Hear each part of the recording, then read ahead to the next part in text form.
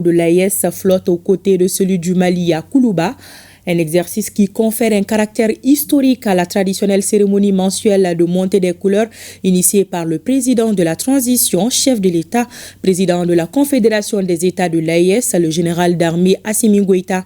Cette montée des couleurs s'est déroulée simultanément dans les deux autres pays de l'AES. Cet acte marque une nouvelle étape dans la construction et la consolidation de l'AES. La cérémonie de ce matin a enregistré, outre le personnel de la présidence, le président du CNT, le premier ministre et les membres du gouvernement, des ambassadeurs aussi. Le reportage de Garibou Pérou. Au rendez-vous de la levée des couleurs arrive le général d'armée Assimi Goïta, président de la transition. Face au général Goïta sont juste apposés deux drapeaux. À droite est fixé le drapeau du Mali et à gauche le drapeau de la Confédération des États du Sahel. Autorisé par le général Goïta, président aussi de la Confédération, les couleurs sont hissées l'une après l'autre. Cette levée du drapeau de l'AES au sommet du palais de Koulouba est une première.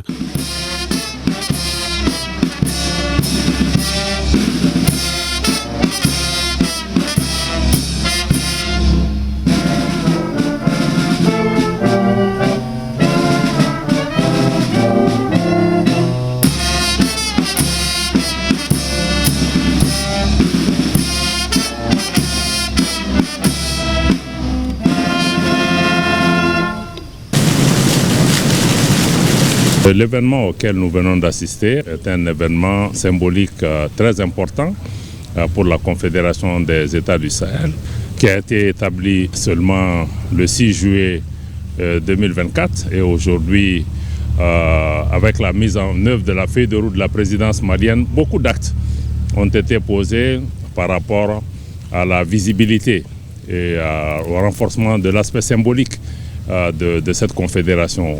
Comme vous le savez, le 22 février dernier, les chefs d'État ont validé le drapeau de la Confédération des États du Sahel. C'était un pas important et vous voyez le drapeau avec sa symbolique très forte.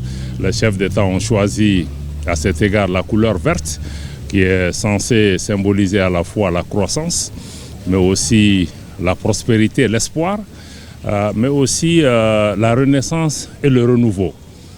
Pour des pays du Sahel aussi, le vert symbolise naturellement l'immensité des richesses naturelles dont disposent les États du Sahel et qui vont être exploitées dans un esprit de prospérité partagée. Donc la symbolique de cette couleur est extrêmement forte et c'est un pas aujourd'hui important que cette montée des couleurs ait été placée sous la haute présidence du président de la Confédération, son Excellence le général d'armée Assimi Goïta, président de la transition et chef de l'État du Mali, et avec la présence de l'ensemble du corps diplomatique, de l'ensemble du gouvernement. Je crois que ceci est important. Élargie aux ambassadeurs des pays amis et partenaires, cette cérémonie transmet un message symbolique de coopération et aussi de solidarité en faveur des États confédérés. Le même exercice se déroule concomitamment au Burkina Faso et au Niger. Au-delà de Bamako, cette montée des couleurs aussi se tient simultanément au Niger et au Burkina, sous la présidence des présidents de ces deux États, notamment le capitaine Ibrahim Traoré, président du Faso, et également le président Tchani, président du Niger. Donc nous pensons qu'avec ce acte qui est posé aujourd'hui, c'est un pas supplémentaire dans la construction et la consolidation de la Confédération des États du Sahel, mais aussi envoyer un message symbolique extrêmement fort d'unité, d'union et de communion de l'ensemble des peuples autour des idéaux d'intégration de cette confédération. Nous souhaitons que le bon Dieu puisse nous accompagner dans cette belle aventure humaine. Lundi 3 mars 2025 marque une date historique. Elle évoque l'idée d'une identité collective, d'un destin commun au point qu'elle mérite d'être gravée en lettres d'or et rappelée à travers le temps. En attendant ce rappel, les deux drapeaux flottent majestueusement sur le palais de Koulouba, témoin des États stables et prospères.